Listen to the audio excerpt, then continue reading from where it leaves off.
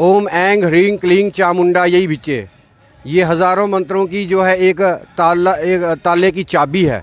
जो हज़ारों मंत्रों का जाप ना कर सके वो सिर्फ नवार्न मंत्र का जाप करे, नवार्न मंत्र का प्रयोग करे। उससे माँ भगवती, महाकाली, महालक्ष्मी, माँ सरस्वती और दुर्गा देवी जो हैं वो प्रसन्न होती हैं और अभय प्रदान करती हैं। पावन नवरात्रे जो हैं वो शुरू हो रहे हैं और सबसे बड़ी बात होती है कि साग जो है वो लगाया जाता है और साग लगाने का शुभ मुहूर्त जो है उसकी काफ़ी ज़्यादा मान्यताएं हैं। तो आज हमारी कोशिश कि समय जो है वो आप आम जनता तक पहुंचाया जा सके और इसका विश्लेषण जो है वो शास्त्री जी हमारे साथ करेंगे। शास्त्री जी, पहले तो नवरात्रों की शुभकामनाएं आपको। जय माता की। आप सभी भक्तों को माँ भगवती का घोरी घोरी आशीर्वाद और नव वर्ष की, साथ में नए संवत्सर की, साथ में नवरात्रों की, चैत्र शुक्ल पक्षी नवरात्रों की हार्दिक मंगल कामनाएं, शुभकामनाएं। माता भगवती बाबे वाली आप सब भक्तों का कल्याण करे, आप सब भक्तों की मनोकामना पूर्ण करें। सबसे बड़ी बात रहती है साग जो उगाया जाता है उसका शुभ मुहूर्त जो है वो क्या रहेगा?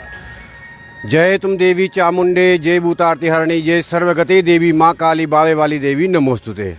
खेतियारोपण का जो समय रहेगा वो कल प्राइवेट बैंक के गोल्ड लोन से अपना सोना छुड़वाएं और अपने सोने की वैल्यू से ज्यादा मुनाफा कमाएं। हमसे कांटेक्ट करें और अपना सिबिल स्कोर ठीक कराएं और देंगे आपको ज्यादा मुनाफा। अधिक जानकारी के लिए संपर्क करें मेहर रतन ज्वेलर्स, छन्नी हिम्मत, जम्मू। Contact number 7006148917, 9906085362।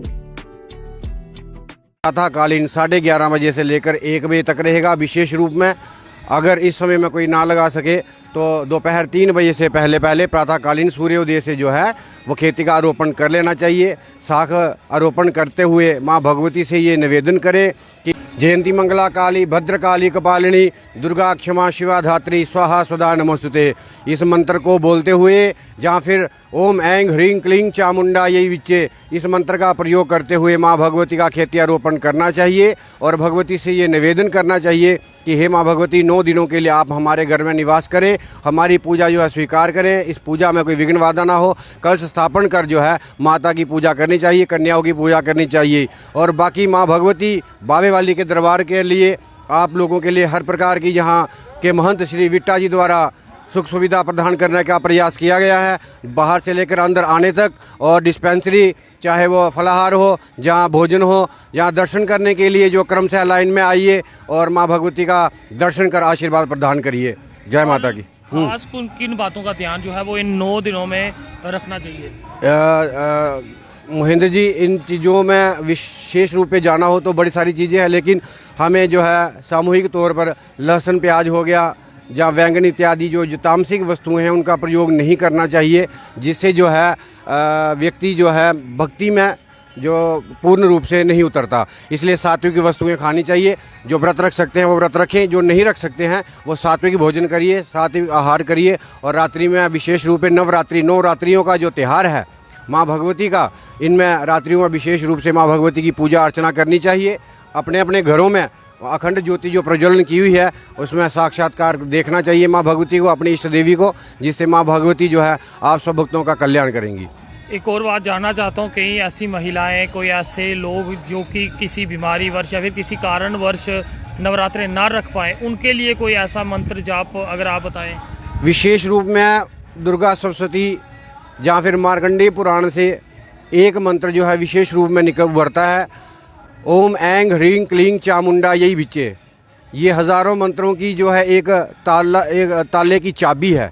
जो हज़ारों मंत्रों का जाप ना कर सके वो सिर्फ नवार्न मंत्र का जाप करे, नवार्न मंत्र का प्रयोग करे। उससे माँ भगवती, महाकाली, महालक्ष्मी, माँ सरस्वती और दुर्गा देवी जो हैं वो प्रसन्न होती हैं और अभय प्रदान करती हैं।